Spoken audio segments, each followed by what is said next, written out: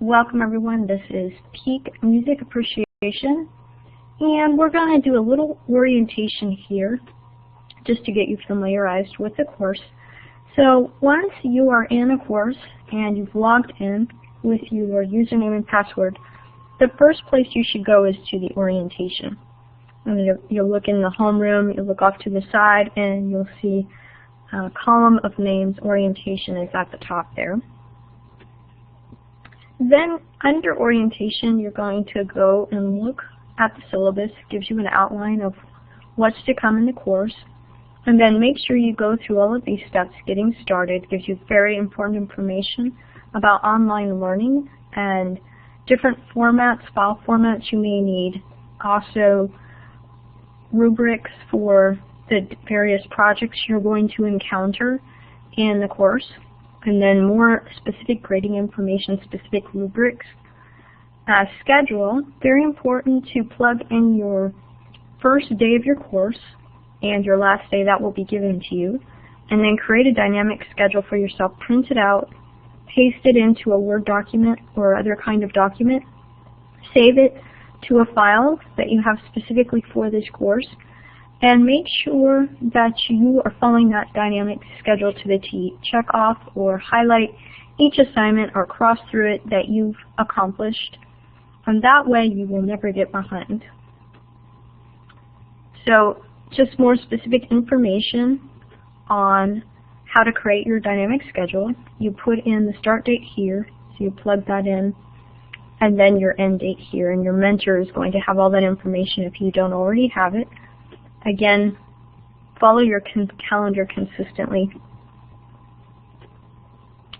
There are 3 discussion boards scattered throughout the course material. The discussion board reflections scattered throughout the course are worth 20 points each.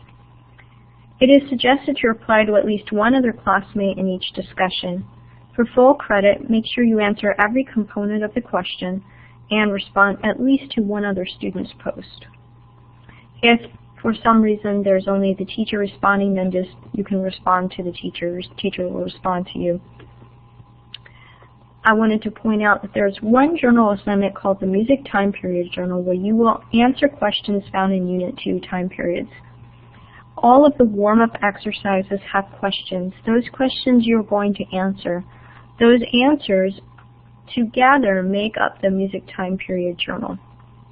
So make sure that you answer each warm-up question. You can paste them into your journal, which is a communication part of the course that you can communicate directly with your instructor, or you can keep track on a separate document. You're going to save those answers and load them into the appropriate assignment box for the Music Time Period Journal assignment. So here's an example of one of the warm-up questions. Music from the medieval era that's part of a large classification known as early music, even though the era starts around the year 450 AD. Coming before early music in the medieval era, there were also prehistoric or primitive music and ancient music. What do you think these time periods would have been like? What would you imagine music to be like prior to the medieval era? If music notation only got its beginning during the medieval era, how do you think music was shared? So those are the questions you want to answer. Respond to these questions in your journal. So you can do it in the actual journal located in your course or in a separate document.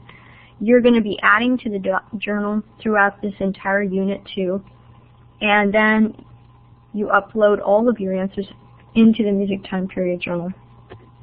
Okay, so that's how that works. One of the very first written assignments that you have is the whiteboard assignment, and there's opportunities to practice. So make sure you practice using the whiteboard. It's a little different than using online music notation software. You're going to save you're basically going to write a chromatic scale in the treble and bass clefs.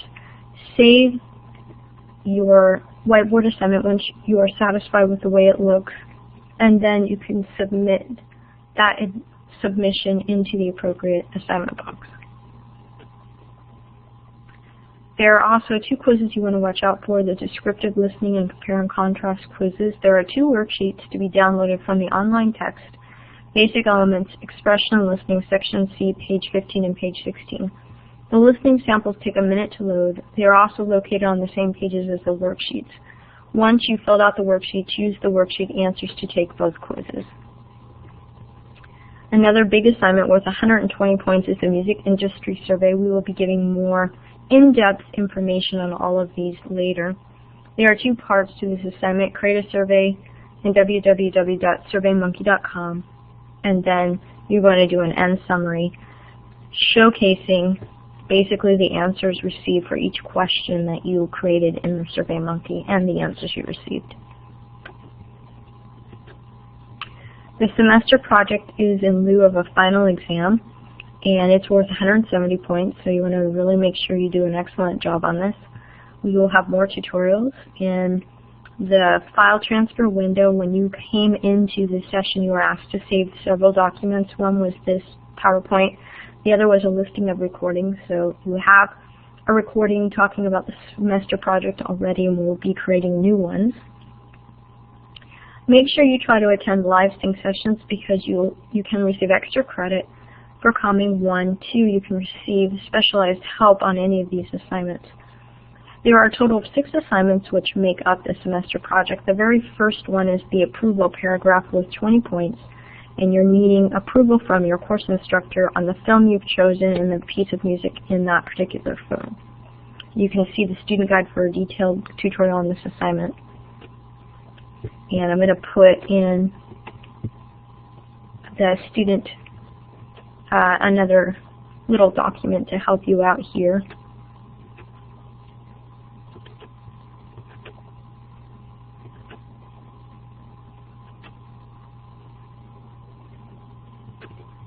It's called the Student Course Guide, and it has more specific tutorials on some of these assignments that I've mentioned here.